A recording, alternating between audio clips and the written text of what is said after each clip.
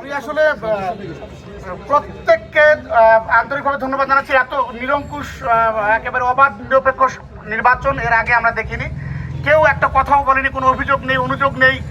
এরপরও দুজন আমরা একেবারে ভোট দিতে গিয়েছিল, সেখানে তাদের নামের মিল না থাকার কারণে আমরা তাদের বের করে দিয়েছি। এটি একটি অনাকাঙ্ক্ষিত বিষয় আজকের। তাতে বোঝা যায় যে আজকে নির্বাচন কতটা স্বচ্ছ হয়েছে। আমি ফলাফল ঘোষণা করছি, আমরা একেবারে ক্রোনোলজিক্যালি নিচ থেকে শুরু করব। তবে তার আগে আজকের যে মোট ভোটার ছিল আমাদের 84 জন, এবং সেখানে আমাদের কাস্ট হয়েছে 77টি। অনলাইনে আমরা ভোটের ব্যবস্থা করেছিলাম, সেখানে ভোট দিয়েছেন 10 জন, এবং দুর্ভাগ্যজনকভাবে একজন সঠিকভাবে ভোট প্রয়োগ করতে পারেনি, এবং যে কারণে একটি ভোট বাতিল করতে হয়েছে, এবং সে কারণে অফলাইনের 67 ভোট এবং অনলাইনের 9টি ভোট মিলে আমাদের মোট ভোট হয়েছে 76টা। এবং এই ভোটে যারা আসলে বিজয়ী হয়েছেন এবং পরাজিত হয়েছেন, প্রত্যেককেই গণতন্ত্রের জন্য অত্যন্ত গুরুত্বপূর্ণ শক্তি। গণতন্ত্রের প্রতিদ্বন্দ্বিতাই গণতন্ত্রের অন্যতম সৌন্দর্য। সেই জায়গায় সবাই আমরা জিতেছি। এখানে আসলে যারা অংশ নিয়েছি প্রত্যেকে আমরা বিজয়ী হয়েছি। আমি খালি মুখেই বলি নাকি? আচ্ছা, আমরা প্রথমে সদস্য নির্বাচিত হয়েছেন। আমরা একেবারে নিচ থেকে ধরে চতুর্থ হয়েছেন জিহাদুল ইসলাম, নাগরিক টিভি, তিনি পেয়েছেন 33 ভোট। তৃতীয় হয়েছেন মোহাম্মদ নাজমুল ইসলাম, বাংলাদেশ প্রতিদিন, পেয়েছেন 40 ভোট। এবং দ্বিতীয় হয়েছেন মিরাজ উদ্দিন, কালের কণ্ঠ, পেয়েছেন 55 ভোট। এবং প্রথম হওয়ার সৌভাগ্য অর্জন করেছেন কালবেলার HM মাহিন, তিনি পেয়েছেন 57 ভোট। এরপরে আমরা দেখেছি যে আপ্যায়ন সম্পাদকের একটি পদ রয়েছে, যেটি বিনা প্রতিদ্বন্দ্বিতায় নির্বাচিত হয়েছেন আব্দুল হামিদ, কালের কণ্ঠ। অভিনন্দন বিজয়ীকে। এরপরে ক্রীড়া সম্পাদকে আজকে নির্বাচন হয়েছে এবং খুবই হাড্ডাহাড্ডি লড়াই হয়েছে। সেখানে আমরা দেখেছি যে বিজয়ী বিনায়ক রহমান প্রধান সমকালের 34 ভোট পেয়ে তিনি বিজয় হতে পারেননি। বিজয় হয়েছেন মেহেদী হাসান তালহা, বাংলাদেশ প্রতিদিন, 40 ভোট পেয়েছেন তিনি। এরপরে আমরা দেখছি যে বিজ্ঞান ও প্রযুক্তি বিষয়ক সম্পাদক পদে এখানেও বেশ ভালোই লড়াই হয়েছে। আমরা দেখছি যে যিনি নিকটতম প্রতিদ্বন্দ্বী তিনি পেয়েছেন 27 ভোট, মোহাম্মদ হুমায়ুন কবির, কালের কণ্ঠ, এবং যিনি বিজয়ী হয়েছেন সাইমুন মুবিন পল্লব, সমকাল, 42 ভোট।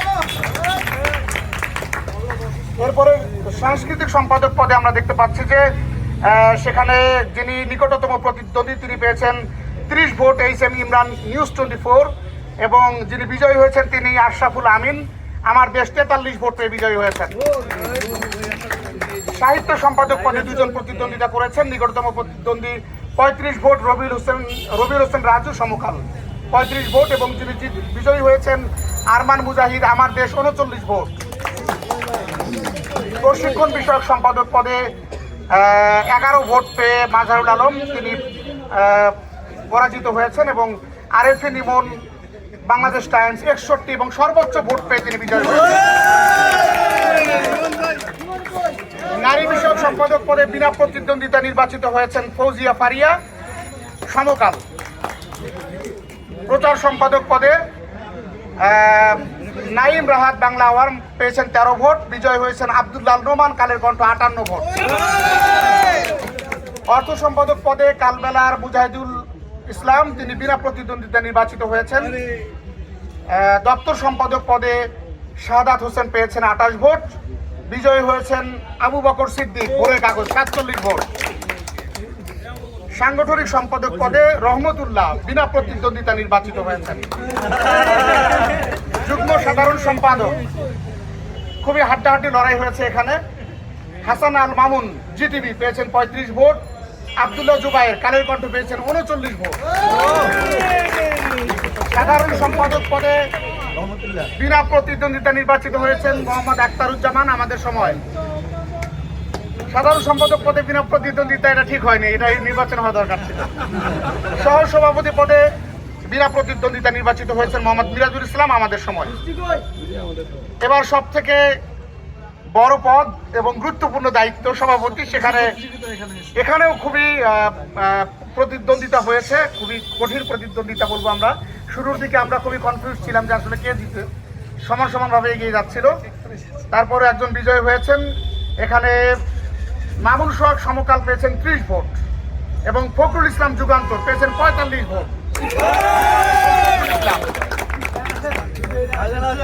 আমরা যেটি দেখেছি যে আসলে এই প্রথম মাল্টিমিডিয়ার এই আজকে নির্বাচনে আমরা মনে করবো এটি মাল্টিমিডিয়ার বিজয়, এবং এই বিজয় সঙ্গে নিয়ে আমরা আগামী 2 বছর আমরা দায়িত্বশীলতার পরিচয় দিব, এবং পাশাপাশি আমরা চাইবো যারা দায়িত্ব নিলেন এখন তাদের কাছ থেকে আমরা কিছু কথা শুনবো যে আসলে আগামী 2 বছর আমরা যেন সাধারণ মানুষের ভালোবাসা পাই, গণমাধ্যমে যারা মিডিয়া কাজ করে বিষয় চলতে পারে। আমাদের সাথে কথা বলবেন নবনির্বাচিত সভাপতি, তার আমরা প্রতিক্রিয়া জানতে চাইবো, এবং আমরা চাইবো মামুন সোহাগ, আপনি একটু সামনে আসবেন। প্রথমে আমরা মামুন সোহাগের কথা শুনতে চাই, কেননা এত হৃদ্যতাপূর্ণ পরিবেশের আগে কখনো দেখা যায়নি।